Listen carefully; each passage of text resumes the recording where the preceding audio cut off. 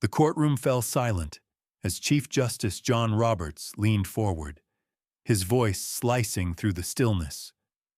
"Mr. James," he said coldly, "this is a federal hearing, not a basketball court. We don't have time for celebrity theatrics." LeBron James didn't flinch. Dressed in a charcoal suit, his hands clasped calmly on the table, he simply looked back at Roberts. Cameras from every major network lined the back of the room, but none dared flash. "You may be used to speaking from a stage, Mr. James," Roberts continued, "but in here, you answer to the Constitution, not your fan base." A faint murmur moved through the gallery, half disbelief, half expectation. The room could feel the tension rising. Roberts narrowed his eyes. "If you're done performing, we'll begin." LeBron took a breath. And just as he opened his mouth to speak, the room held its breath. The room remained tense as Chief Justice Roberts adjusted his glasses and flipped through the documents on his bench. He didn't look up as he spoke again. "Mr. James," he began, "I understand that you've played over 1,400 professional basketball games in your career, and you've spoken to millions on camera. But that doesn't qualify you to interpret constitutional law." A ripple of restrained laughter echoed from the back of the chamber. One of the junior clerks smirked. Even among the justices seated beside Roberts, a few exchanged knowing glances. "You're here to address a matter of national concern," Roberts continued, his tone now dipped in quiet condescension. "And yet we are asked to take seriously the legal opinion of an athlete, a man whose greatest accomplishments involve dunking basketballs and appearing in sneaker commercials." LeBron's jaw remained tight. His eyes didn't waver, but the sting of the words cut deep, not because they were true, but because they were familiar. Justice Alito leaned in slightly, voice low but audible. "The court is not a stage for activism, Mr. James, nor is it a place for moral grandstanding. You're here because your name draws headlines, not because you're qualified." Barrett followed quickly. "You once said, 'more than an athlete.' And yet, you've never completed formal legal education, never argued in a courtroom, never authored a legal opinion.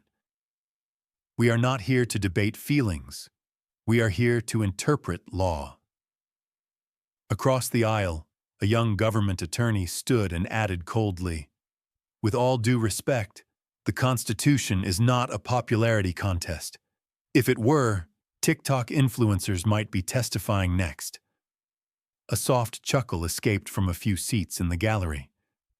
Roberts leaned forward again, this time with the full weight of institutional authority. "Let's be perfectly clear.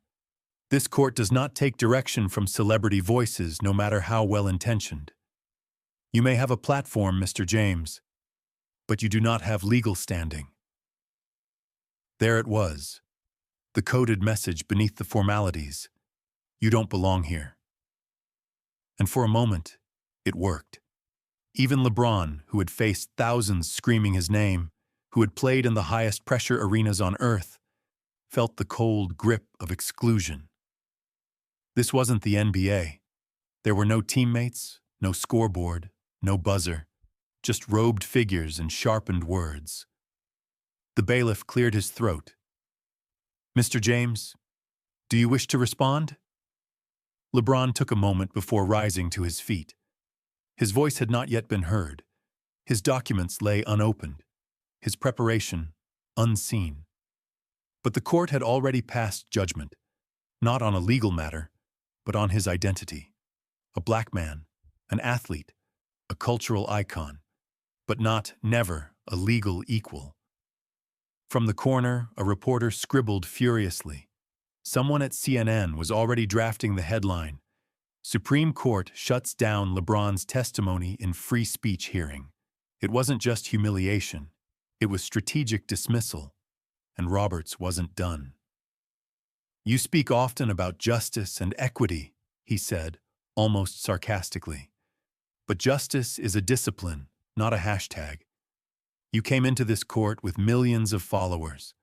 I suggest you leave with a better understanding of constitutional limitations, silence. LeBron's palms rested on the table. His fingers tapped once, twice, then stopped. He raised his eyes and met Roberts's gaze. He still hadn't spoken. But that silence? It was loaded, and the court didn't yet know it, but they had just made a critical mistake. They underestimated LeBron James. The courtroom was holding its breath. LeBron hadn't said a word since the barrage of insults. Yet the silence he maintained had become its own kind of resistance. A quiet storm. And now, finally, he stood. The gallery leaned forward. Cameras shifted. Reporters paused mid-sentence. LeBron James adjusted his tie, turned toward the bench, and spoke, not loudly, not defiantly, but with the cool confidence of a man who had weathered storms no judge could fathom. With respect, Chief Justice, he began slowly, may I ask, when exactly did I lose my right to speak? Roberts blinked. It wasn't the words. It was the tone. Calm, director, unapologetically American. LeBron continued, walking 2 steps toward the lectern. I'm not here as a celebrity. I'm not here because of a contract. I'm here because my speech was threatened, publicly, on national television. I was told that my voice, because it carried influence, was dangerous. He let that hang in the air. Now, he added, glancing briefly toward Justice Barrett, I've read the First Amendment. I've read Brandenburg versus Ohio. I've read New York Times Covey Sullivan. I've even read your majority opinion in Reed versus Town of Gilbert, Chief Justice. And I've yet to find the passage that says, unless you play professional basketball, shut up. A few gasps escaped the crowd, but Roberts said nothing. LeBron turned back to the bench. You said this court doesn't take direction from celebrity voices. I agree. But I'm not giving direction. I'm asking a question. What is the value of free speech if it's only safe when it's silent? Justice Alito interrupted coldly. Mr. James, are you implying this court is suppressing speech? LeBron didn't flinch. I'm saying suppression doesn't always come in the form of bans. Sometimes it comes dressed in the robes of ridicule. He turned toward the gallery. There was a time when a man like me couldn't enter this courtroom unless he was sweeping the floors. There was a time when a black man's voice, regardless of its truth, was dismissed as noise. He turned back. Today it's dressed up differently, but the message is the same. Know your place. Justice Barrett stiffened. This court is colorblind. Mr. James LeBron raised an eyebrow. So was the Constitution until it wasn't. And then it had to be amended. 13 times. A murmur moved through the gallery. He paused, then lowered his voice. I'm not asking you to agree with my opinion. I'm asking you to respect my right to have one. He reached into the folder on the lectern and pulled out a document.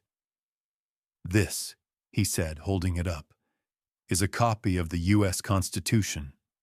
Same one I swore to uphold when I pledged millions to support voting rights initiatives. Same one I quoted when I challenged voter suppression laws in Georgia. Same one that protects this court and protects me.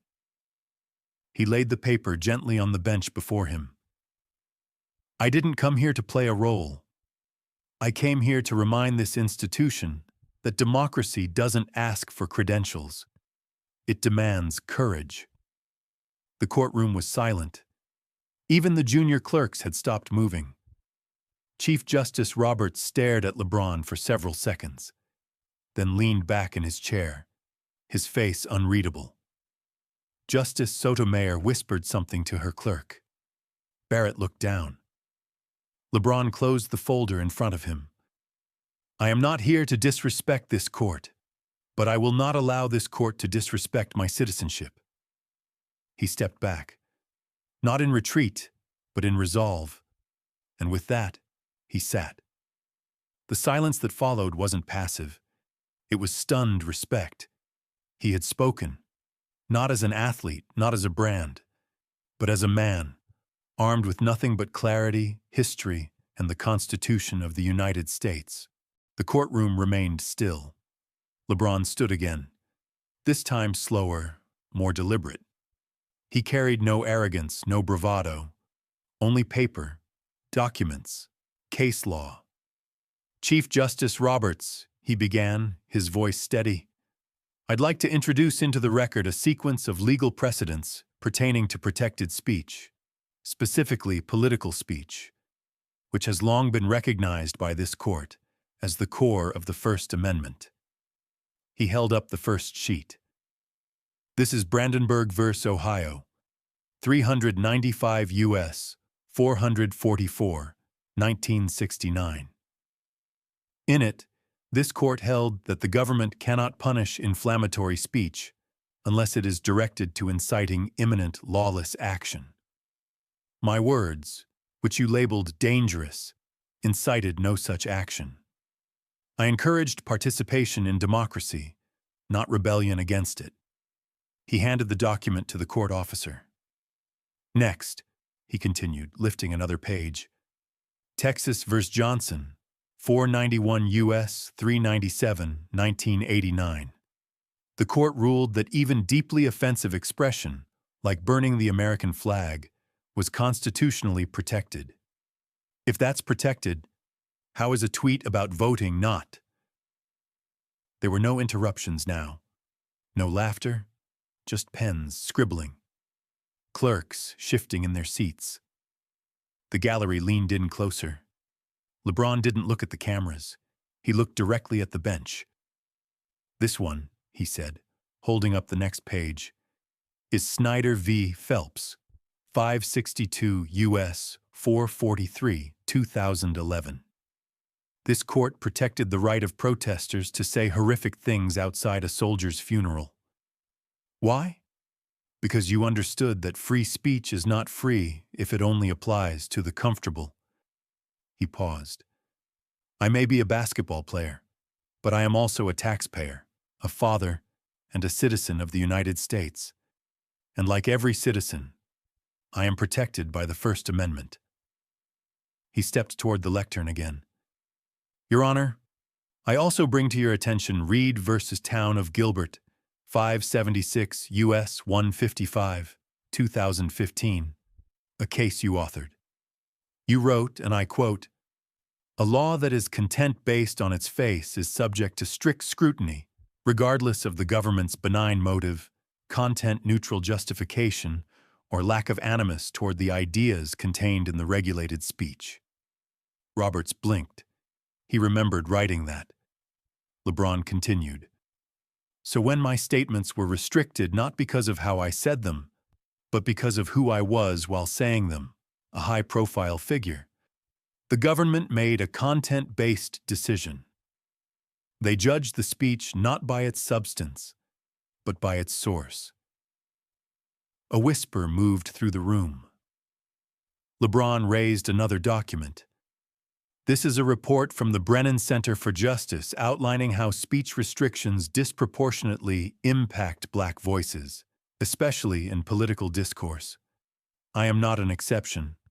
I am the rule that got visibility. He placed the report on the evidence table. Here, he said, is the First Amendment itself, only 45 words. But it's been interpreted across centuries. He read it aloud, slow and clear. Congress shall make no law, abridging the freedom of speech or of the press. He looked up. I have not asked for a microphone. I have not asked for a stage. I've asked for silence to be lifted. Because where speech is chilled, democracy is frozen. Justice Kavanaugh leaned slightly forward. Mr. James, are you suggesting that your speech was chilled through government intimidation? LeBron didn't hesitate. I'm suggesting that selective scrutiny, fueled by fear of influence, is its own kind of suppression. He turned to the government attorney. I was told I couldn't speak about voting access, that it was too political. But that's the exact kind of speech the First Amendment exists to protect. Not commercials, not interviews, civic expression. He raised a final folder. And here are 3 statements issued by your own court in recent years, where other public figures were allowed to testify. Authors, CEOs, nonprofit leaders. None of them were asked to justify their right to speak based on their profession. He placed the folder down. And yet I'm asked to justify my words not on their merit, but on my jersey. There was a long pause. No one spoke. No one could. He had not only presented precedent, he had wielded it. With calm, with clarity, with constitutional command. The balance in the room had shifted. What began as a performance had become a presentation. What began as judgment had become reckoning. For several long seconds, the chamber remained frozen. No voices, no gavel, no shuffling of papers, just the undeniable presence of change. LeBron stood motionless, his documents laid neatly on the lectern like weapons carefully arranged in front of a battlefield. Then, unexpectedly, the silence broke. Not from Chief Justice Roberts, but from Justice Elena Kagan. She leaned forward, pen in hand, and addressed him directly. Mr. James, she said evenly, you cited Brandenburg, Texas versus Johnson, and Reed versus Gilbert in your testimony. Are you arguing that your speech qualifies as core political speech protected from any form of government regulation? LeBron nodded once. Yes, Your Honor. I'm arguing that the scrutiny applied to me was not content neutral. It was based on identity, platform, and perceived impact, all of which, historically, this court has rejected as valid grounds for restriction. Kagan raised her eyebrows. She looked down at the notes before her and scribbled something. Then, without waiting for Roberts, she turned to Justice Sonia Sotomayor. Sotomayor didn't hesitate. Mr. James, she began, you mentioned selective scrutiny. Can you elaborate on how this applies to the actions taken against you? LeBron stepped forward slightly. Certainly, Your Honor. When my tweet about expanding voter access was flagged by multiple state agencies as potentially disruptive, it was not because of misinformation. It was because of reach. I was asked by local officials to keep my political views private, something not requested of non-black athletes or entertainers advocating for other causes. He reached into his folder. I have a written communication from one of those officials, if the court would like to review it. Sotomayor nodded slowly. Submit it to the clerk. Justice Neil Gorsuch, silent until now, interjected. Mr. James, he said cautiously, you assert that your speech was met with government pressure. But were you ever legally prohibited from speaking? Were you fined, sanctioned, or censored through formal regulation? LeBron kept his tone respectful. No, Your Honor, not in the formal sense. But as this court acknowledged in Brandenburg versus Sullivan, informal pressures, especially when backed by government threat, can still constitute unconstitutional censorship. Gorsuch's eyes narrowed slightly. He remembered the case. The precedent was real. Justice Brett Kavanaugh spoke next. You're a public figure, an influencer by definition. Do you accept that your speech carries a different level of social responsibility? I do, LeBron replied. But social responsibility is not a legal disqualification. If it were, corporate donors would be barred from funding political campaigns. Influence can't be the measure of whether speech is allowed. There was a flicker of movement from Roberts, but he didn't interrupt. Justice Amy Coney Barrett, who earlier dismissed LeBron's presence, now glanced at the document he had placed on the table. She tapped it once with her pen. "Mr. James," she said, "in Snyder v. Phelps, this court protected extremely offensive speech, but in that case the content was ruled as dealing with matters of public concern. Do you argue your speech meets the same criteria?" "I do, Your Honor," LeBron responded. "The statement I made was a call to civic participation. Encouraging citizens, especially marginalized ones, to vote is perhaps the most fundamental matter of public concern in a democracy." Barrett nodded slowly. No rebuttal came. The dynamic had shifted. The questions were no longer designed to embarrass or dismiss. They were precise. They were curious. And more importantly, they were respectful. From the back of the room, a reporter whispered, "They're actually listening to him now." Justice Ketanji Brown Jackson spoke up. "Mr. James, you mentioned the phrase chilled speech. Are you familiar with Lamont v. Postmaster General?" "Yes," LeBron said instantly. "The 1965 case in which the court ruled that requiring people to request political materials from the government created a chilling effect, discouraging expression." Jackson nodded, impressed. He added, "Suppression doesn't always wear chains. Sometimes it wears polite smiles and procedural obstacles." Kagan turned toward Roberts. "Chief Justice, I recommend that Mr. James's materials be reviewed and included in the official record." Roberts hesitated. For the first time, he appeared unsure. Before he could speak, Justice Sotomayor added, "I second the recommendation." Even Gorsuch offered a nod. The gallery watched in quiet awe. LeBron had not only forced the court to listen, he had changed the tempo of the room. No longer a defendant, no longer a spectacle. He was now part of the conversation. A constitutional actor. What began with dismissal had become deference, and though the gavel had not yet fallen, the real verdict was already being felt. He belonged here. Chief Justice Roberts finally sat forward, his fingers steepled together, the weight of the moment pressing behind his eyes. The shift in the courtroom's energy was impossible to ignore. He had lost control, not of the proceedings, but of the perception. And so, with deliberate calm, he spoke. "Mr. James," he began, "since you've cited Reed versus Town of Gilbert so passionately, perhaps you'd allow me to clarify. The ruling in that case addressed municipal sign codes, specific narrow regulations, not high-stakes political rhetoric delivered on a global platform." LeBron remained standing, composed. "I'm aware, Your Honor. But the opinion you authored didn't limit its rationale to signs.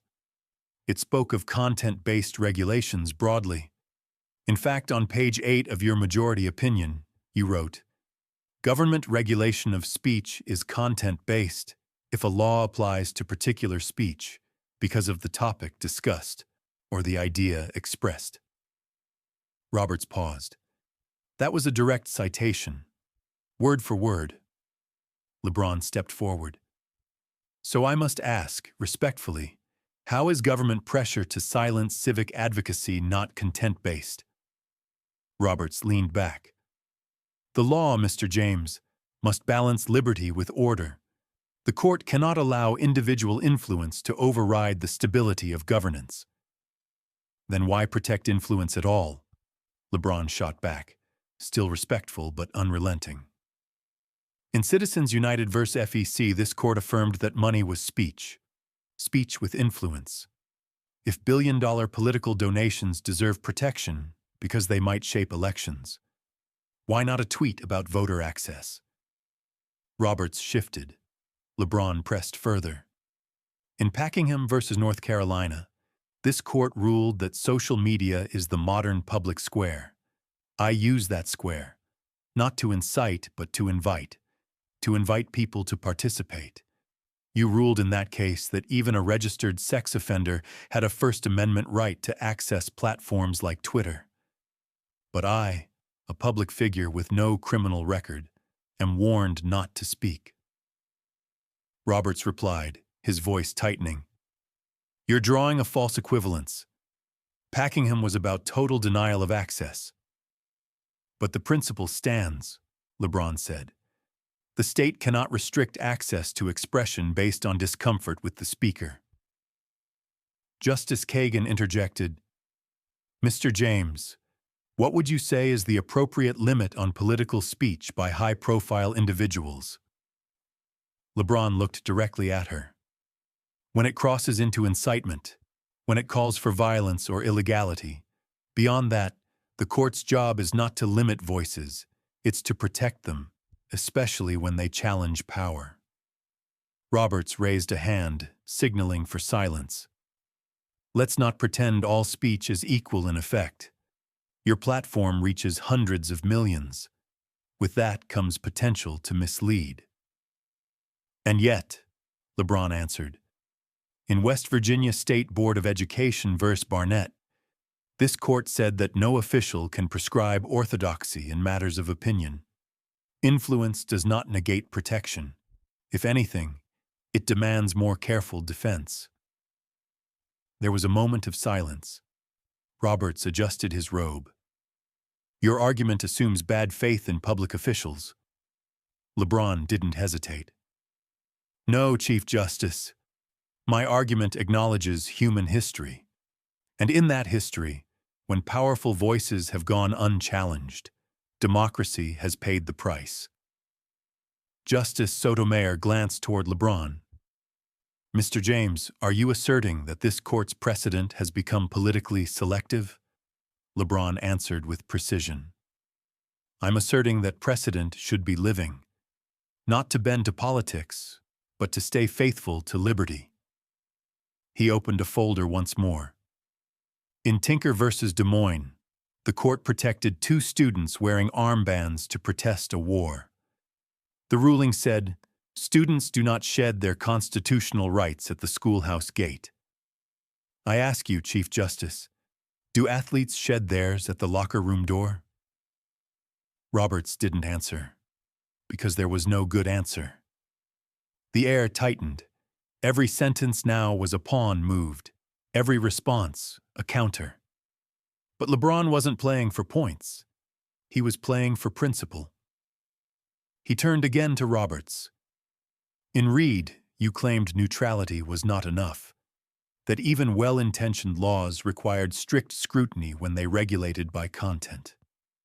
My words were not banned, but they were targeted, publicly, by officials. That is not neutral. Roberts's lips pressed together. His posture stiffened. Justice Gorsuch broke in calmly. Mr. James, do you believe your case warrants a new doctrinal standard? LeBron replied firmly. No, Your Honor. I believe your existing doctrines are strong enough, if they are applied evenly. And with that, the board was set. It was no longer a basketball player against the law. It was one citizen against selective power, and he was holding his own. There was a stillness in the courtroom. It wasn't the silence of tension anymore. It was the silence of shift. LeBron had laid out his cases. He had spoken with clarity, cited precedent with precision, and challenged assumptions without raising his voice. The other justices had questioned him not as a guest, but as an equal. But the Chief Justice still hadn't yielded.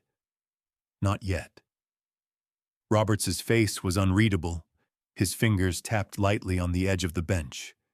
The same fingers that had signed majority opinions affecting millions. That had shaped constitutional law for decades. Now, they tapped in hesitation.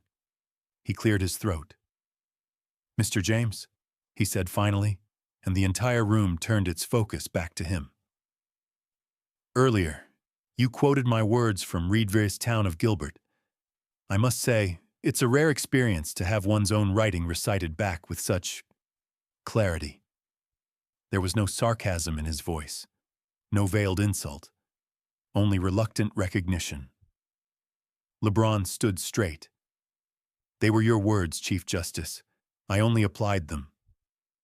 Roberts nodded slowly. He glanced down at a document in front of him, one of the copies LeBron had submitted.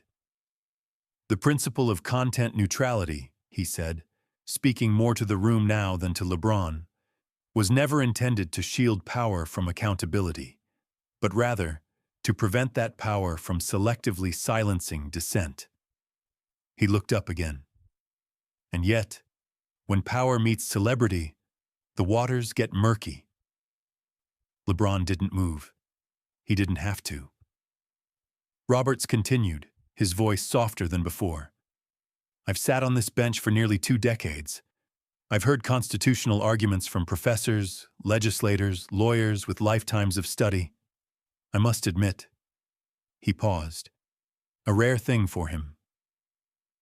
I did not expect this level of constitutional fluency from you. It was not a concession, not yet, but it was no longer dismissal.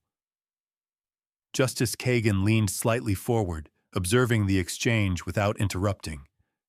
Roberts continued. Mr. James, you claimed earlier that precedent must be living. That's not a phrase I've typically embraced. But your application of Tinker, Brandenburg, and Packingham shows a nuanced understanding of how First Amendment doctrine has evolved. He adjusted his robe, not for show, but for grounding. You interpreted this court's decisions not to protect yourself, but to defend the principle behind them. That is a serious view. LeBron nodded once. Thank you, Your Honor. Roberts wasn't finished. There was a time, truthfully, when I would have found it inappropriate for someone of your background to stand before this court, presenting doctrine with this kind of conviction. Not because of your race, he clarified, but because of your role, your profession. The room held its breath. Roberts inhaled deeply. But what you've demonstrated here is that citizenship, not credentials, is the prerequisite for constitutional literacy. LeBron remained composed, but inside something shifted. He didn't win, but he was no longer out of place. Justice Barrett glanced at Roberts. Chief, would you agree that Mr. James's testimony warrants formal consideration? Roberts answered without pause. Yes, enter it into the record. Those words, 6 syllables, landed heavier than any gavel. LeBron had entered the chamber as a symbol, a target, a spectacle. Now he stood as a voice the Supreme Court could not ignore. Roberts looked directly at him. I may not agree with every argument you made, Mr. James, he said. But disagreement is not disqualification. This court was built on the idea that truth is sharpened by challenge. And today, your challenge has been well constructed. A ripple moved through the gallery. It wasn't applause. It was realization. LeBron offered a respectful nod. That is all I came to do, Chief Justice. Roberts leaned back, looking slightly away, as if confronting his own previous certainty. For the first time that day, he did not attempt to regain control. He accepted that, for a moment, he had lost it. To a man he once underestimated, 2 weeks later, the ruling was released. The document was over 60 pages long, filled with citations, concurring opinions, and careful constitutional logic. But all eyes turned to one paragraph near the end of the majority decision. It was subtle, but it changed everything. This court recognizes that in matters of civic participation, the source of speech cannot be separated from its constitutional protection. To subject high-profile speakers to heightened scrutiny merely due to influence constitutes a selective suppression of expression. In this context, we adopt what shall be referred to as the James Standard. A pause. Then the next sentence. Under the James Standard, civic speech delivered by influential citizens, when not inciting violence or promoting illegality, shall be afforded the same presumption of protection as any individual expression, regardless of the speaker's profession, platform, or public perception. It was in the record, in print, in history. Reporters read it aloud on live television. Law professors highlighted it in red. Social media erupted with hashtags, number James Standard, number free speech is equal, number constitutional clarity. But LeBron? He read it alone. Sitting at the edge of his home office desk, glasses on, Constitution still in hand. He didn't smile. He didn't cheer. He just exhaled. Because the fight hadn't been for legacy. It had been for principle. He had walked into that courtroom as a man with something to say. Now the highest court in the country had replied. Not with applause, not with sympathy, but with structure, with doctrine, with a standard.